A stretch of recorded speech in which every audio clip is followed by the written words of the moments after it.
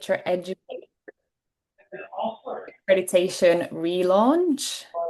We have a packed agenda today for this webinar, and we're really excited to be launching the newly revised, refreshed Carbon Literate Educator Accreditation. So we'll let you all get settled in, welcome into the webinar, and yeah, we'll give everyone a minute or so just to join. So, whilst you're kind of settling in, we'd love to invite you to share a little bit about your intention for the webinar today. So, what is it that you're hoping to get out of this session? Maybe you're new to carbon literacy in education and you're here to kind of see what's going on, hear from the guest speakers. Maybe you're already delivering in education and you're keen to bring your institution to carbon literate educator status. And maybe you're already a CLE and you're really excited to be here to look for how you can be progressing on the CLE levels. So if you're happy to, we'd invite you to share that in the Q&A chat. And then our team can be having a look, see what everyone's looking for from the webinar, and just making sure that we are able to provide that and answer all of your questions. So yes, welcome everybody to the Carbon Literate Educator Accreditation relaunch.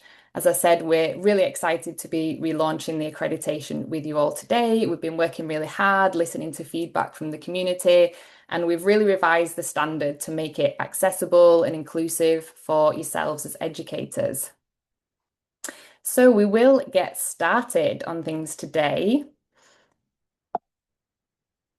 I'm moving along. So, quick agenda for us. So, we've got introduction and housekeeping to get us started. Then we'll move into the updates, what we've been working on, what we've changed of the Carbon Literate Educator Standard. Then we'll be inviting our guest speakers to join us. So, we've got speakers coming from universities, colleges, and schools who are carbon literate educators. They'll be sharing their lived experience with the accreditation. Then we'll talk you through the process of applying, how to become a carbon literate educator, what you need to do to apply, and also be announcing some news about a special launch discount that's in place. Then we'll have some time for a Q&A session at the end, and then we'll close the session hopefully around 5. So a quick little bit of housekeeping for us all for the webinar today. So this is in webinar function, meaning that we can't see or hear any of the audience. So your cameras are automatically turned off and so are your videos. So if you would like to participate today, if you'd like to ask a question, if you'd like to contribute, please use the Q&A chat box. We will have members of the carbon literacy team who are monitoring this and they'll be replying to you throughout the session. And then if you have any particular questions for any of our panelists, we'll bring that to them at the end of the session. And also any questions that we feel are valuable to the rest of the community, the rest of the audience, we'll bring those along as well to the Q&A session. So do make sure you're using that function.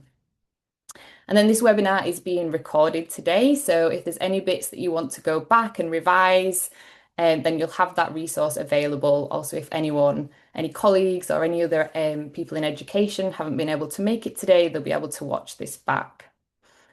So introducing our team today, we have Sarah Davis, who is our Public Sector Advocacy Lead. Myself, I'm Lydia Gaskell, the Further and Higher Education Coordinator. We have Sojan Johnny, who is our Housing and Built Environment Coordinator, and Rebecca Stacey, who is our Schools Coordinator. So we're all the Carbon Literacy Project team. We also have other members supporting on the Q&A box in the background. And you may have already met some of us, but if not, it's nice for us to be able to introduce ourselves, and we will all be supporting you today.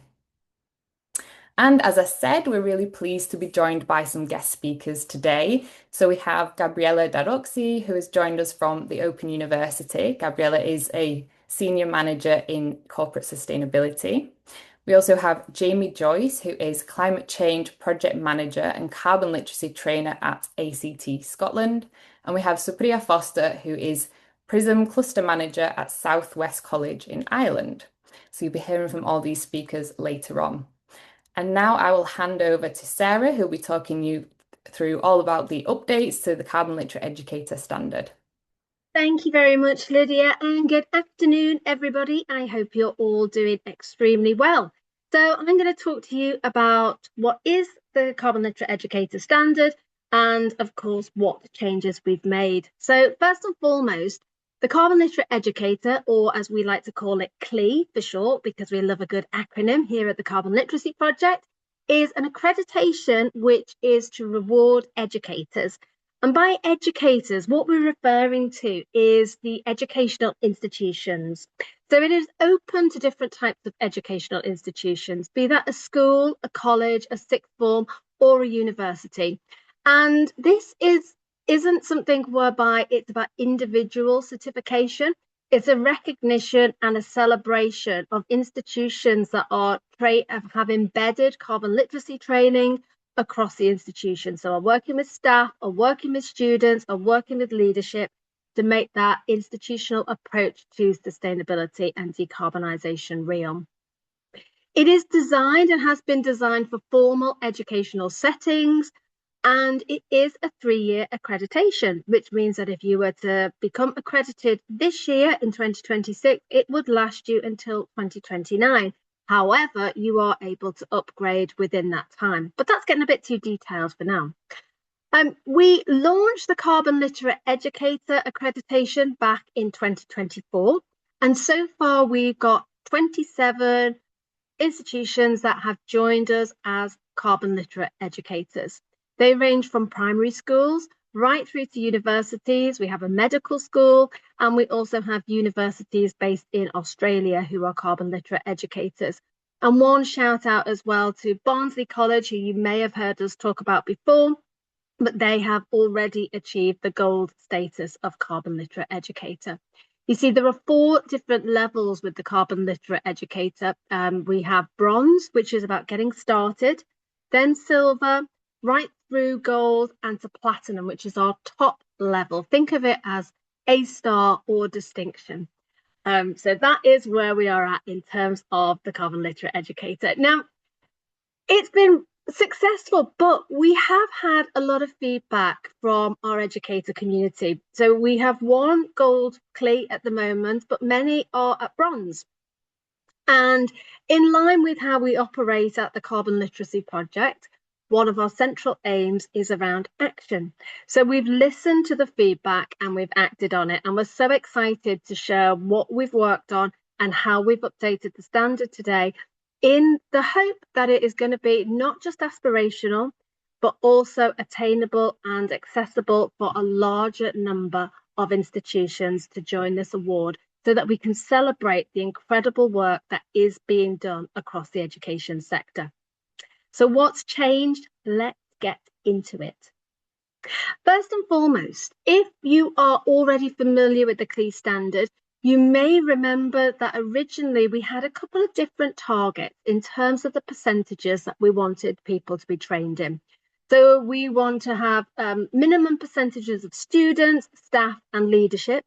But in addition to that, we were also asking for an overarching target, which we called the educator body. So that was an additional target. Listening to our community, we have decided to remove that target. We've also looked at the percentages for the different audiences. So what we're now asking for an educator to do is to still work with the different audiences within their institution, so students, leadership, and of course staff. But we have altered those percentages to make it a little bit more accessible and inclusive, and they are the only percentages now that you need to work towards. Now, it's important to note that when you look at the standard, you'll see that there are 3 different tables where it shows the percentages that you will need, and they have been designed to suit the different educational types, be that a school, a college and a sixth form, or a university. And then it is dependent on the size of the institution, which has been determined by the number of students. So a school will have a different target, or a primary school with a low number of students will have a very different sort of target to a big university with a lot of students. So we've tried to make it as fair as possible. We've also expanded and our definitions of what leadership looks like within the CLE standard. So originally we were asking for a number of senior leaders to be trained and certified at every level. However, we've realised that that's a bit of a missed opportunity, that there are leaders within institutions who have decision-making power, who have management responsibilities, and also have a lot of influence within their roles and within their sphere of influence. So we've expanded the leadership definition at silver and above to incorporate that so that people with those line management duties, decision-making power, and level of influence can be included within the percentage target. So it is not just about senior leadership. And we also ask at each level of the CLE standard that educators commit to a number of actions that work with different spheres of influence. So they are the different audiences that you as an educator naturally engage with. And what we've done is we've reduced the number of actions needed. So at bronze, there is no additional action needed. At silver, we're only asking for a case study. At gold, we are asking for 2 actions. And then at platinum, we are asking for a further 2 actions. So it does reduce it by, I think, two actions in total to get to platinum. The other important thing to note is that in the student percentages, we are also now allowing alumni. So if students have been certified within the last 3 years, but they are no longer with you, we don't want to penalise educators for the amazing work that they've already done in terms of training students who are able to enter the workforce with that knowledge, with those skills. We want those to be included within the award so we can celebrate all the good work that's been done. Now, talking about celebrations, I'm really also excited to introduce an exciting update to this standard, which is the CLE Catalyst Award. So what is that, I hear you ask? The CLE Catalyst is an award that really celebrates exceptionalism. And this is open to any level. It's not just at platinum. It could be an educator who's at bronze, silver, gold, or platinum, and that has met all the requirements of the standard for that level, but has also gone beyond. So when you are applying to become a CLE, there is a space in the application form that says, do you want to apply for the CLE Catalyst Awards? If so, what have you done? How are you going to tell us? How do you want to showcase what makes your institution amazing to be considered as not only a CLE, but also the CLE Catalyst of the year that you are applying? So we've sort of altered a little bit as well the level requirements. So bronze is pretty similar. We've kept that as getting started. That is the entrance point into the CLE accreditation. Now, with silver previously, we were asking for students to be certified. We've realised that what actually needs to happen in an institution is that we need a critical mass of staff to be able to be certified in order to feel confident and to have the skills and knowledge needed to be able to support a mass rollout at students. So at silver, there is now no student percentage requirement. That doesn't mean you don't have to train students. We'd love to see you train students, of course, but it is not a percentage requirement at silver. Instead, it becomes a percentage requirement at gold, which is all about now the student rollout. And then when we get to platinum, we're asking for it all. We're asking for students, we're asking for staff, and we're asking for leadership. And at platinum as well, we are asking for some senior leaders to be certified as well. So we're really looking at the whole institutional change to be awarded at platinum. So what does that mean in terms of numbers? Now, when you go away later and you have a look at the CLE standard and decide, well, what does that mean for our institution? You'll be able to look at where you are as to what type of institution you are, what size you are, and work this out. And we also have a handy calculator that will be able to support you. And of course, we are here to help because there's a lot of information coming your way today. So if once you've read the standard, you want to book a call with us, please do. But in terms of, let's just do a case study. Let's say there is a college that has 8,000 students, 1,000 members of staff, and 100 leaders. They're already at bronze level. So what do they need to do in order to move upwards? Well, you might think that that bronze college would be going towards silver. However, in this example, this bronze college has already trained 480 students. That's all they would need to train. It's 6% of their students, but sorry, they need 480 students, which is 6% of their students, but they've already trained 500. So they get a tick there. They've already met the requirements. They need 15% of staff, which is 150 staff. In this example, they've already trained and certified 200 members. So yet again, they've ticked that requirement, and they need 10% of leaders, which equals 10 leaders. So again, they've already ticked that requirement. So in this instance, this college is not doesn't need to go for silver. It can go for gold, providing they can evidence 2 significant actions and they've met the requirements for silver and bronze, which include, wait for it, in bronze, at least one senior leader has been trained. They also demonstrate their future plans for carbon literacy, and there's a space in the application form to showcase what you're going to be doing. There is a video of a senior leader demonstrating the impact that carbon literacy has had within their institution. And at silver, as well as meeting the percentage targets of staff and leaders, they've also demonstrated visually their commitment to carbon literacy, be that on their webpage or social media, and they've also publicised a case study. Like I said, lots of information. Please go away and have a look and digest the new standard and then come back to us with any questions. So that's a snapshot of what the updates look like. But now I think it's really important to hear from some of our CLEs. So we're going to have a series of interviews now, and I'm going to hand over to Rebecca Stacey, our schools coordinator, who is going to take you through the first one. So thank you very much. And thank you very much, Sarah. That was really, really clear. And don't forget, if you have got any Q&A, any questions for us, just pop them in the Q&A box as we go. And that is the same for these interviews as well. If you want to hear a little bit more about anything, just pop any questions in the Q&A box and we can ask our panelists at a later date.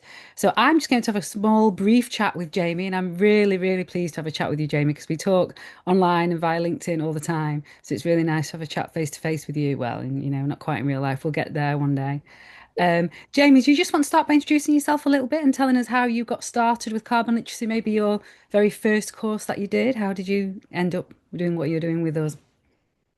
Yeah, of course. Thank you for that, and nice to chat to everyone. Thanks for the invite to attend. Yeah, I'm Jamie Joyce. I'm the Senior Climate Change Project Manager with ACT, which also hosts the Scottish Government-funded Climate Action Network in Argyll and Bute called ABCAN. And I say that because these are really fundamental to the delivery of carbon literacy in Argyll and Bute. Argyll and Bute is the second largest local authority in Scotland. Huge area. We're a fairly small staff team. My first experience of carbon literacy was taking part under COVID conditions because we were under lockdown. It seemed natural to jump on a course and become carbon literate myself. But then what I really sort of took away from it was there's a validity behind it, that it's not just a kind of turn up and get a certificate. I like that I actually got my pledges knocked back to me the first time, I'm ashamed to say, because they weren't deemed sufficient. And I really liked the validity behind that. I thought this person's really going to hold my feet to the fire here, that I'm going to do something really concrete and useful and meaningful. So I just thought I want to take this forward myself. So again, under COVID, started rolling out at community level, designed a kind of Scottish communities course. Since then, designed sort of 4 or 5 courses. But yeah, and we just kind of rolled out then. I think it's also worthwhile mentioning that in Argyll and Bute, carbon literacy doesn't exist. So I'm going to speak here about Cardross Primary School, which is the first carbon literate educating primary school in the world. I'm here to represent them. But it doesn't exist in vacuum. It's been built with the fact that we've, through Time for Change, we're a local lobbying, climate change lobbying group. They put a lot of pressure on elected members for the council to become a carbon literate organisation, bronze level organisation. So we're trying to develop this idea that carbon literacy is the way we talk about climate change in Argyll and Bute. So the school was not just adopting this on its own. It was part of a larger framework of organisations and individuals and communities taken on board, given validity to carbon literacy standard. and the process overall. So we're really delighted to have that. Yeah, that's really good, Jamie. Thank you. I've just put the slide up there, a little bit about Cardress Primary School there. Can I just ask you to talk a little bit about why? I mean, we get elected members and the community and the organisations. I mean, the Carbon Literate Project works with so many sectors already. We know how important they are. Obviously, I'm slightly biased towards education. So, in terms of primary schools or schools in general, actually, why schools and teachers, do you think? What's the impacts that you've seen there? Yeah, so on the bottom right of your screen there, you see my colleague Lindsay, and Lindsay's just been an absolute driving force, a Mm. local person who can speak to like local teachers about local concerns. Lindsay's been the absolute driving force behind everything that we've done with schools, and it's having that local person who can go into a school, convince teachers of the need for this sort of regional approach to carbon literacy. And I think that's a really sometimes undervalued part of it, that we can take things down to a very localized level. In fact, the standard really requires that we can speak to people at a local level Yeah. of things that matter to them. And Lindsay's just kind of fully embraced that. Um, and also on the bottom right of your screen there, on the left hand of that group is our is the MSP for the local area for Dumbarton, the Deputy Labour Leader. And bringing in MSPs is, again, it's just trying to sort of grow the idea that I want our Garden to be an education leader. I want to have this standard held up to people and say this is not something you need to shy away from. Teachers, you're at a forefront here of delivering mass education, not just within schools, but also taking it into the communities as well. As I said, we've got a very small staff team of just a 3 part-time equivalent, 4 part-time equivalent maybe. We've got to think very carefully how we cover such a large area. And I think part of that has been that we've tried to reach out to teachers because most communities, most areas will have a school. And if we can Mm. have an advocate for carbon literacy in that area, for example, in Argyll and Bute, with 17 inhabited islands, 17% of our population living there, it's very, very difficult to reach these schools, these communities. But if we can reach these teachers, we're almost trying to sort of see that kind of wider spread, kind of Mm. cascading effect. And we've seen it already with Cardross. Cardross went through this process last year. The teachers are now ensuring that teachers have taken that on board now. So that school has become self-sufficient in climate change. It's training its teachers, it's training its pupils. And I think that's a really kind of valuable part, that we can just see a mass rollout rather than trying to work with 1 or 2 individuals. It's just a really effectual, meaningful way of delivering large scale climate action. I That's just brilliant, Jamie. one sort of final point on this, because I realise time is limited. Ah. We sort of really value child and youth led approaches.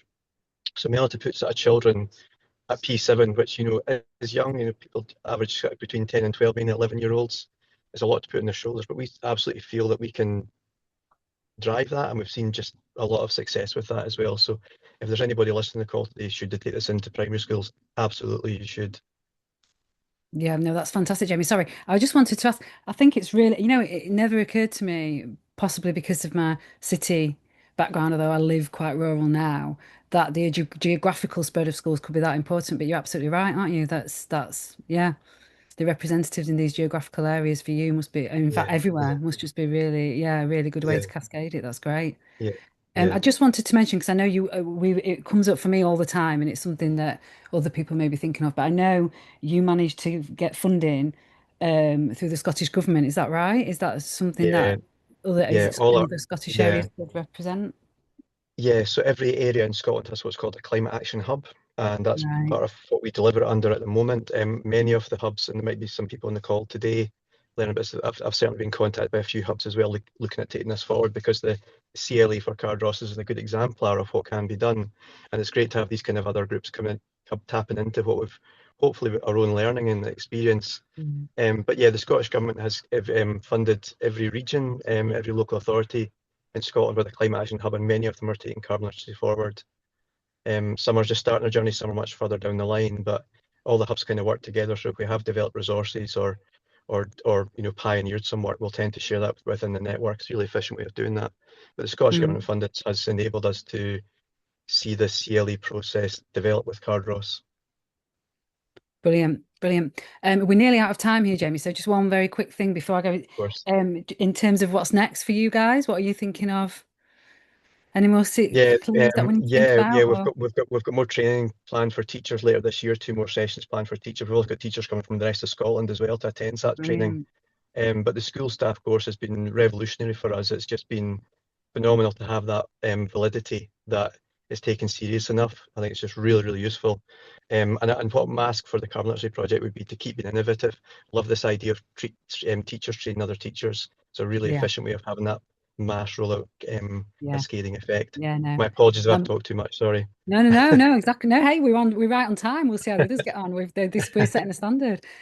Just one. I'll just quickly plug the pupil course then because I'm really excited to show you that when it's not.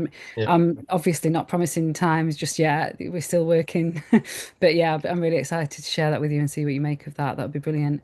Right, okay, that's fantastic, Jamie. Thank you so much. I don't know if we've got any questions for you specifically, but if anything crops up in the Q&A, we'll try and get that to you at the end. So if you just hang around, that might be great. Thank you. And I will hand over to Sojan, who is going to look at an example for a college, I do believe. Thank you very much, Sojan. Thank you so much, Jamie and Rebecca.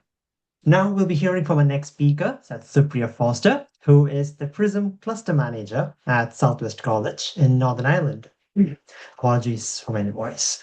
So Supriya specializes in decarbonization and drives impactful sustainability initiatives across the sector. She is an accredited carbon literacy trainer and has delivered training to over 100 staff and students at Southwest College. Supriya, it's great to have you join us today. I've got a few questions for us right now. So, you've been delivering carbon literacy training at the college for a few years now. Have you seen an impact of delivering the training on the culture of the college? And are there any notable significant changes that you've seen as a result of training? Oh, 100%. So when I started off, I'm a PRISM cluster manager now. I always have to say it slowly because everyone thinks I say PRISM, but it's PRISM. It's decarbonization of manufacturing, and it's part of our business industry support section of the college. But when I started off, it was as sustainability officer, and then within a few months of starting off at Southwest College, I was introduced to the Carbon Literacy project, and that was really we were trying to find a vehicle that we could take very complex theories about climate change, and I was coming as a science teacher and science technician before, take those very complex systems that are showing climate change and showing the negative effects of climate change, and simplify it and make it accessible for academic staff and students from all different streams. And at the same time, we were having a lot of pressure from our exam bodies and from our partners, our educational partners, that we were delivering, say, Ulster University courses and such, to incorporate sustainability in particular into existing courses, and finding a way to do that for staff and students. So I came across carbon literacy really in my role as sustainability officer. And off the back of that training, although I had a science background and I could understand it quite well, we had obviously students who maybe had left education, in their early teens and were coming back into it, or we had, students who were coming in their 30s and 40s and returning to education, and we needed to give them a vehicle basically to incorporate sustainability into their life. So we started with carbon literacy, and from that developed our net zero action plan, and then from that our sustainability action plan. So the big shift that we've seen in culture-wise as a college is essentially we're empowering our students, for the world that they're going to face. So the world that we grew up in is very different than our students, what they're going to face going forward. We talk about 1.5 degrees, or we talk about, the difference between 3 degrees. They're actually going to probably see an awful lot of those changes. So, knowledge is power. So we're actually empowering them to make conscious choices. And we always use the tagline that we're creating sustainability leaders of tomorrow, today, and helping them with their environmental choices. And carbon literacy is a great method of doing that, because it does take very complex theorems and make it very accessible regardless of educational level. We, off the back of that, also developed a mandatory sustainability module that is accessible to all of our staff, do it compulsory. And our students also then have access to it as well, that they can do the sustainability module, because it then gives a broader picture of sustainability alongside the carbon literacy. They also have access to carbon literacy that they can come through, and regardless of the course they're on, be it art or be it accountancy, they have access that they can do carbon literacy as well.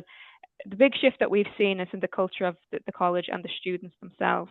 Our students come through the door sometimes going into work placements, and we've seen it where a student has refused a work placement if the business that they're going into doesn't hold the same environmental ethics as they do.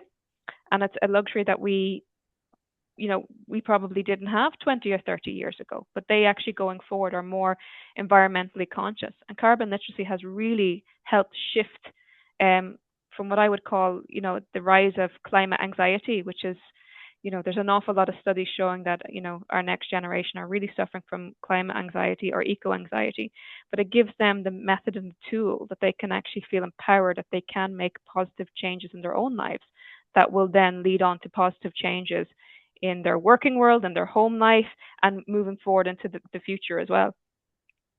Amazing. Thank you, Supriya. That's really good to know. And also the fact that it's accessible for everyone, no matter which department or what course they're studying. That's also really nice to have. That's amazing. Thank you so much. And I'm really curious about the sustainability module as well, which is again available for everyone to access. So that's brilliant. Now, moving on to the next one. Last year, Southwest College won a Beacon Award from the Association of Colleges for your climate action campaign. Could you tell us a bit more about how carbon literacy played a role in this and any further impact that this has had on delivering training within the college? We've delivered carbon literacy to whole student groups in batch numbers, depending on their the qualification that they're going to. But then we also rolled it out internally to our corporate services. So as part of our Beacon Award, which obviously we won, and subsequently after that I went on and I'm now a Beacon Award judge representing the colleges and I suppose the college viewpoint on it.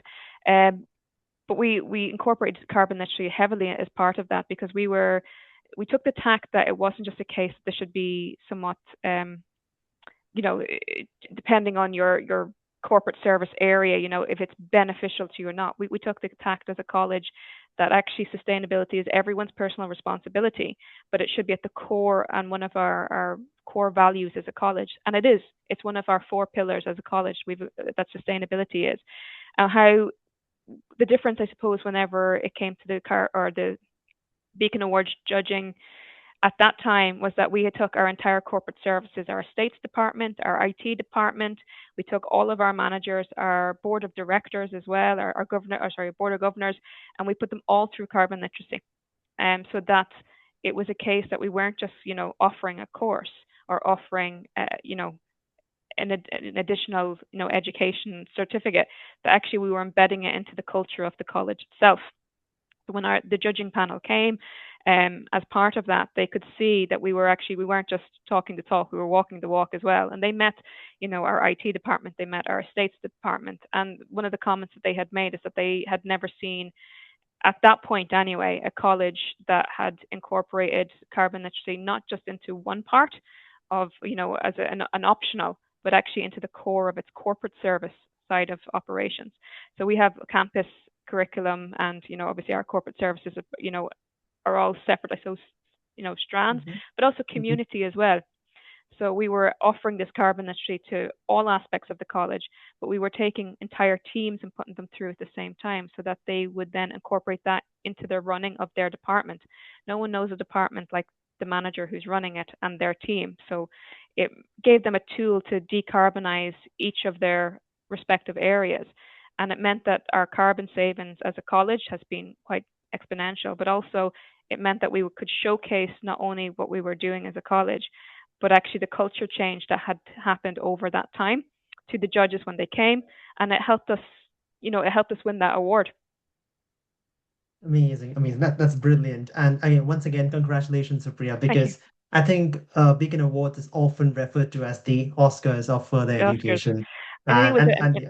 It was a nice twist as well that I have to say for the Association of Colleges who were, they then brought us on board as judges too, so that we could represent, I suppose, the colleges that had been through the process and help them go through the process as well. That's brilliant. Amazing. Thank you so much. And last but not the least, just looking at the time as well. Now, you've seen like a refresh, like a quick look through of how the CLE standard what the new changes are like right now. So moving forward with carbon literacy and CLE accreditation, have you got any goals to advance to silver, gold, or platinum level at this point? What are your thoughts? Well, obviously we achieved the bronze standard, and I think going forward, the changes that have been made in the CLE have meant that one of the, I suppose, the challenges, and we don't, I suppose, maybe often promote the challenges that you might face whenever going for these. One of the ones that we found was sometimes, and I know that some of the other educators who are here will tell you this as well, you know, the number of people that you have in the room whenever you're delivering it is not the same as the amount that actually put through the paperwork and the certification. So we were finding, especially with our students, when they were, so we might maybe have 100, 200 students who went through the course, but because they were doing it on top of their degrees, or they were doing it on top of their certificates, or, you know, it was additional paperwork, that it had become a bit of a struggle for them to manage, you know, their workload.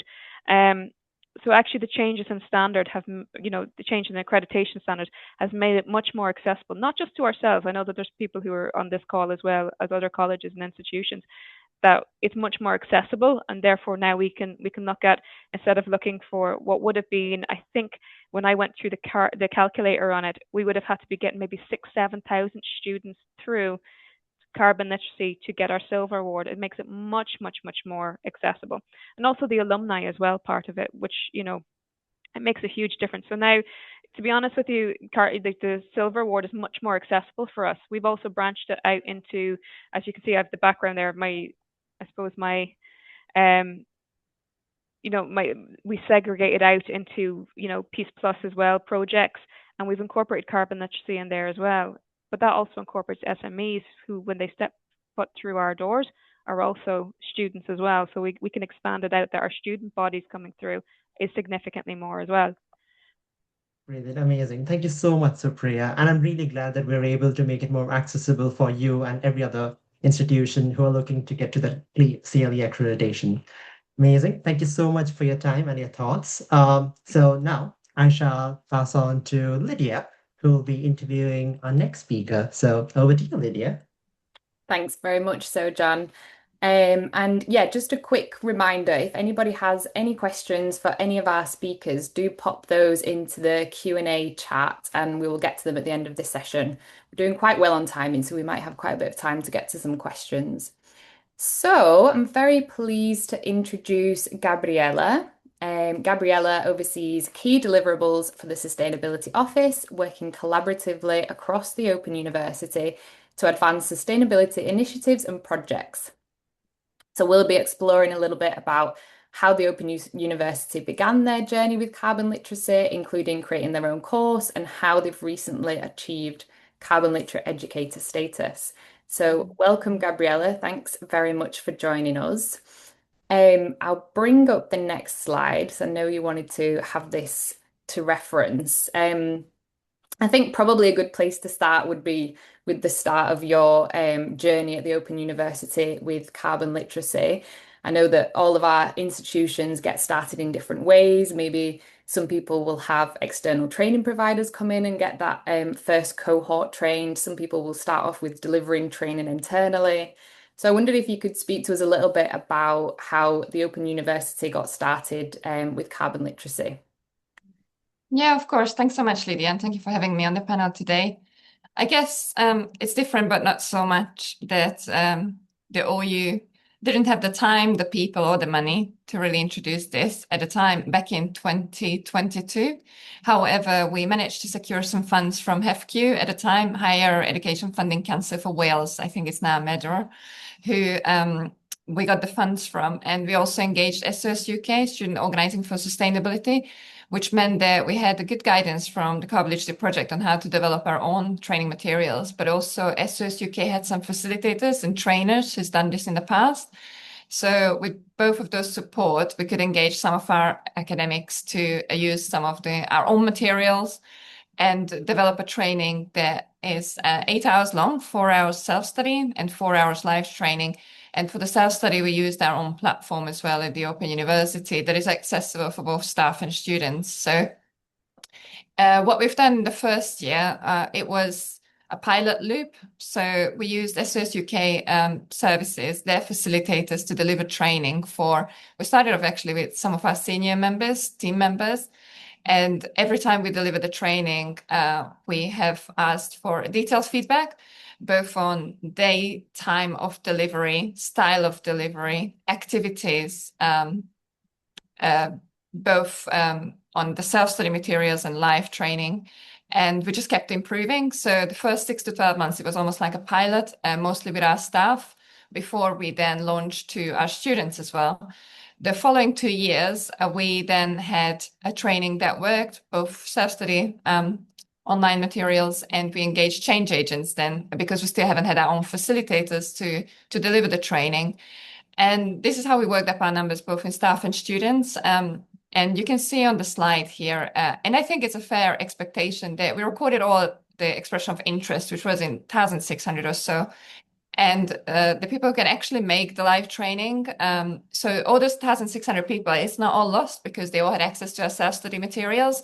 So that means that they all have been influenced by the Carbon Literacy training. They might have not finished it all, but they have had access to the self-study materials. Half of those roughly attended a live training, and the number of certificates are quite high in terms of how many people attended the training. So what we've done as well with the expression of interest form, every time we had space available online trainings, then we can reach out to people who registered their interest before. So that meant that we really worked hard manually to engage these people. And then eventually last year, we managed to train up 2 staff, 1 student to become our facilitators. That means that we're a lot more flexible in how and when we can deliver our own training. That's brilliant. Thank you, Gabriella.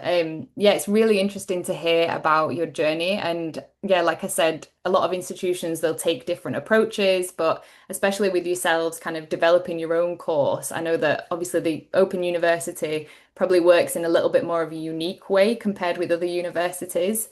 And like you said, you've designed the e-learning elements of the course to make it so that it's accessible to remote students, etc. So what does it look like now with carbon literacy delivery at the Open University? Are you running sort of standalone carbon literacy programs? Is it embedded into any of your modules or curriculums?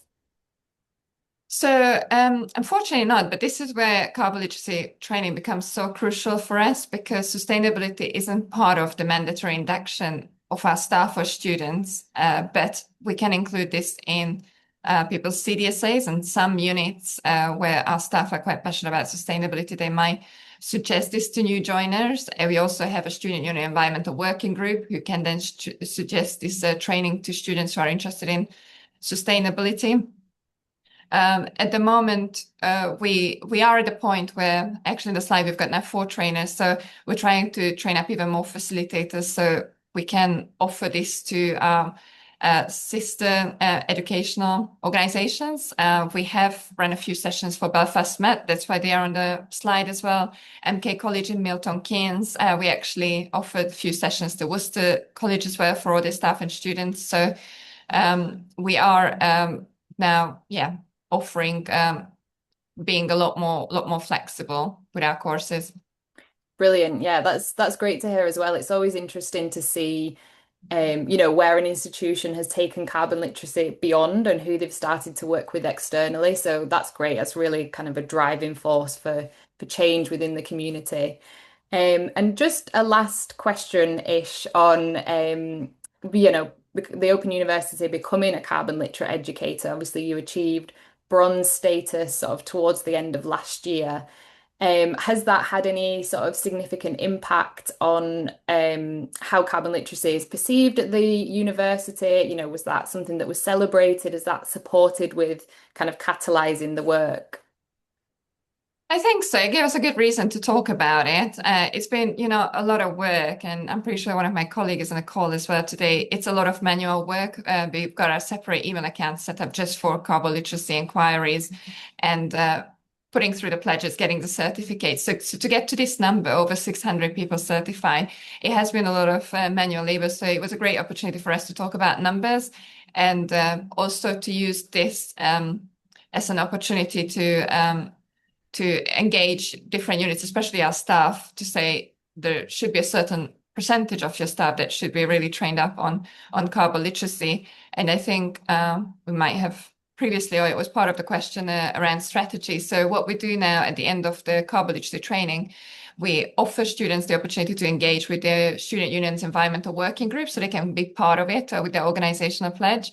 But how it really helps our strategy or sustainability work around the university is at the end of the training where the pledge asking to make an organizational commitment, then we suggest to colleagues go find your sustainability leader within your unit or faculty or school, see what is the unit working on in terms of sustainability and see how you can feed into it. So that then escalates or that becomes an impactful working group perhaps, and then it comes back to a coordination group, then it feeds back to a steering group. So it's almost like it's a grassroots movement moving up with all of the activities. And another example that I was reminded of today is how one of our colleagues done the carbon literacy training came up with her own idea of getting, for example, Ecosia as a default browser. And then it just made it happen. It wasn't easy and it wasn't quick, but Ecosia became our default browser at the university. And then just to show the ripple effect of a simple carbon literacy training, then we had a conversation with People and Planet, for example, who now includes in their methodology and criteria having Ecosia as a default browser at the university. So that idea all stem out of a simple carbon literacy training, and it didn't just affect the whole of the university, but other universities as well. That's brilliant. I wonder how much carbon that has saved. I wonder if there's a way that we could calculate that. I know Ecosia is obviously more about tree planting, isn't it? But that would be really interesting to look at the potential carbon sequestration from that. It is, yeah, we've got a calculator, so we're keeping a good eye on it. And yeah, I wanted to add as well before I forget that how we also wanted to check back with some of our students what they've done year on 2 years later after they submitted their pledge. So we asked for testimonials, but it's quite hard to engage people, especially if they're not students anymore with us. What we've done, you will see on the bottom, there's a picture of a bamboo badge. So we actually ordered a few badges, and we said to students that if you share with us your update and testimonials on how it's changed your daily behavior or your studies, then we can give you a bamboo badge. And so because of that, we've got over a dozen really nice testimonials on our website, which again encourages more people and more students to enter. That's really lovely. Those badges look great. I would like one of those myself. That's really lovely to hear. Thank you so much for sharing, Gabriella. Yeah, it's really encouraging, to hear not only about the carbon literacy training that's happening within the institutions, but also about the pledges being, actually put into action and the impact that that's having. So yeah, really positive and really encouraging. Thank you very much, Gabriella, for your time today. Pleasure. So we'll wrap up the guest speakers for now. Like I said, if you've got any questions, do please pop those into the chat and we will get round to them. And I will just move on into the last few slides. So as we've said, we're very excited to be launching the CLE accreditation or relaunching it with all of the kind of changes and the revisions that we've made to it. And another reason we're also very excited is we've got a discount scheme in place. So this discount scheme is a discount bundle. So if you are purchasing a CLE accreditation along with some certificates, then you can have a discount applied to that bundle purchase. So this could be a brand new CLE application. So maybe you're not yet a CLE, but you're ready to come in at bronze or silver or maybe even gold. You can purchase your CLE application, and it also applies to those upgrading.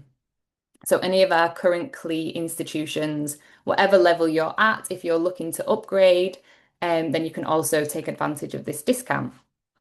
So this is an early bird launch discount, and it's only available till the 31st of July. So really recommend taking advantage of it now whilst it's there in place. And even though the discount ends on the 31st of July, that doesn't mean that you need to get your application in, get your training done, get your video recorded, your case study in place by then. That simply means you make the purchase, you purchase your CLE accreditation, purchase your certificates, and then you can hold those on your account. If you're ready to apply already by the 31st of July, you can by all means, but if not, don't worry, you can use that at a later date. So the deadline to apply for this year's CLE cohort will be the 31st of December. So that gives you plenty of time to get your purchase in for your accreditation, get your certificates purchased, and then you can have some time to work on putting your application together, gathering all your evidence, getting in any training that you might need to do to get your numbers up, whatever that may look like. So just to look a little bit what the discount scheme is that's in place. As I said, it's a bundle, so you'll have the CLE accreditation purchase along with certificates, and then you have a discount applied to that. So if you purchase a CLE accreditation with 50 or more certificates, you'll have a 5% discount applied. If you purchase a CLE accreditation with 100 or more certificates, you'll have a 10% discount applied. CLE accreditation with 250 or more is a 15% discount, and then CLE accreditation with 500 or more certificates is a 20% discount. So those are really, considerable percentages, and obviously that can really add up. That can really support you with making those purchases, with getting your accreditation in. So as I said, definitely recommend taking advantage of this whilst it's in place. So we have covered almost everything for today. We've had a look at what's been changed, what the changes to the accreditation are, what it looks like now, what we're asking for from our institutions. We've also heard from our CLEs out there talking about how the impacts of carbon literacy, the impact of CLE. You've also heard about the discount scheme that's in place. So what's next? So if you are completely new to carbon literacy, we recommend going to our carbon literacy getting started page. If you're already moving with carbon literacy and ready to become a CLE or interested in becoming a CLE, then head to our Carbon Literate Educator page. On that page, you'll find the Become a CLE pack. And within that, there's the whole complete CLE standard. So you can have a read through that, get to grips with it, get to grips with what you need to do, who you need to train. You'll also find the application form, video brief, basically everything that you need to use to apply.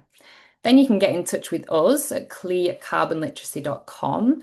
So if you have any questions, you want any support with anything, you want to set up a meeting with us, even if you just want to tell us, I'm ready to apply, let's go, let's do this, get in touch to let us know. Then you can purchase your CLE application. Like I said, if you get that in before the 31st of July, you'll be able to take advantage of that discount bundle. Then you'll be ready to apply or upgrade. And the deadline this year will be the 31st of December. And that's to be counted as part of the 2026 cohort of CLEs. So I think we have a poll that should be coming up just to double check that everyone knows what their next step is. That's now on the screen. So maybe just coming back and reflecting to what your thoughts were right at the beginning of the webinar when you were thinking, what do I want to get out of this? Where am I up to at the minute with carbon literacy? Have I started training? Is my institution ready to go for CLE? Am I already a CLE and I'm ready to upgrade or move up along the scale? So what are your next steps after this webinar?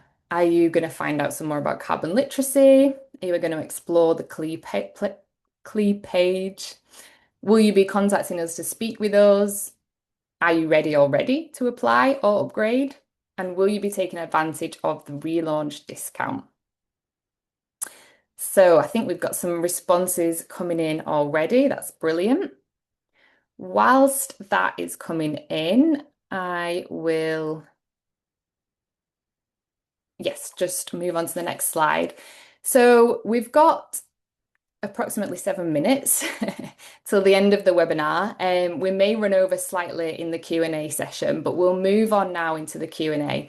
So if anyone feels like they've already got what they needed out of the webinar, they've heard all of the information that they need to, they know what they're doing, they've got the next steps in place, then do feel free to drop off the call. And if you'd like to stay around for the Q&A, then we'll have our panelists on the screen and we'll ask some questions.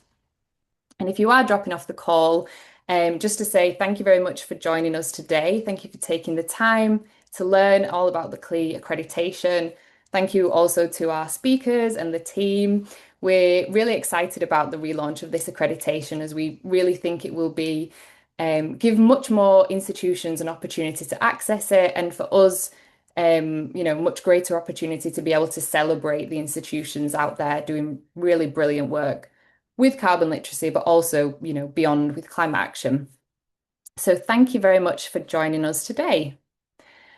And thank you to everyone who has completed the poll. And we will now move into a Q&A session. So I think someone has been saving some questions, if we have any. Thank you, Lydia. I'm happy to Thanks, take over the Q&A bit. So here we go. So I mean, we've been answering the questions, most of the questions live through the Q&A chat, but I've made a note of a few of them, which would be really interesting to chat about. So we had a question earlier about asking if the CLE accreditation would be suitable for both trusts and individual schools. So Rebecca, would you be happy to just chip in on that and just describe a bit about the accreditation and how it would work for trusts versus individual schools, please? Yeah, of course. Thanks, Ojan. Essentially, schools tend to get CLE status separately, with multi-academy trusts gaining a CLO, a Carbon Literate Organisation accreditation, and that kind of reflects the fact that CLOs trusts work in a slightly different way, and they don't always directly work with pupils. The schools tend to work with the pupils, and they have a kind of core team that may work with local councils and things like that in a different way. So yeah, I mean, if that's something you're thinking about, feel free to get in touch with me and we can discuss that. It's a brilliant time to do it now, I guess, with the bulk discounts, because that would mean you can get all your learner certificates sorted out and get that discount in place. But yeah, I think that answers everything for that, I think, so Jan. Thank you so much, Rebecca. That's true. That's amazing. So Jamie, I'm not sure if you'd be happy to answer this, but I think Paula had asked a question earlier about how did you adapt the course, the carbon literacy course, to suit the primary 7 audience? Would you be happy to chip Yeah, of in course, about of that? course. Thank you. And we had a very generic community course developed right at the start, which I developed myself, really related just to kind of how our Gallagher communities are working towards net zero, but also sort of not just decarbonising, but becoming resilient. So it was quite a forward-looking course as well, not just dealing with mitigation, but dealing a lot with adaptation and resilience. And we just kind of worked quite a lot using resources from the UNCRC to sort of make sure it was really sort of child friendly without shying away from the difficult subjects. And that's just kind of been really effective. But we're very sort of glad there's going to be a pupil course in the future soon as well. But yeah, it was just a case of trying to work with what we had at the time. There was demand there within the school, so we just adapted that course in a way that was kind of appropriate for that age level. But again, we're always just looking to improve it. Okay. Thank you so much, Jamie. I hope that answers the question for that, but thank you so much. Um, one resource I would recommend everyone to take a look at is the CLE calculator.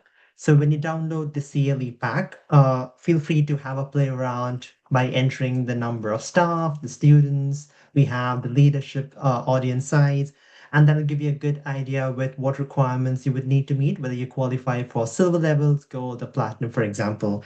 So again, I would highly recommend to download that pack and have a play around to see. If you're already a CLE, that gives you even better clarity on how many staff do I need to certify or how many more students do I need to get to for gold. Or it might be that you already reached that numbers and you can just directly upgrade right now. So feel free to take a look at that. Now, I did spot a few questions around the silver sailor requirements and what the new or additional requirements are. CLP team, would someone be happy to just walk us through that? I'm happy to take that if you'd like. Thank you, Sarah. Yeah, thanks, Sojan, and thanks for the question. So the main changes really with silver this time round are that we are taking away the student requirement. So instead, we are asking that educational institutions concentrate on a percentage of staff and leadership that are trained. We're also asking for a case study, and we are asking for visual promotion of carbon literacy somewhere. So be that on your website, be it on your social media channels, something like that that says, hey, we're doing carbon literacy. And of course, in addition to that, that you have met the bronze requirement. But that's it. Silver has become quite a bit simpler. I hope that answers the question. Amazing. Thank you so much, Sarah. That was brilliant. Perfect. So I can see we've got a question from Greg. So Greg says, I'm a certified trainer and I'm part of a university department where every number of staff is certified carbon literate. It's brilliant. We, as a department, have committed to train every one of our students every year. So could we claim CLE as a department, or would this need to be done as a university? Lydia, would you like to go for this one? Can take that one. Yeah, that's a really good question.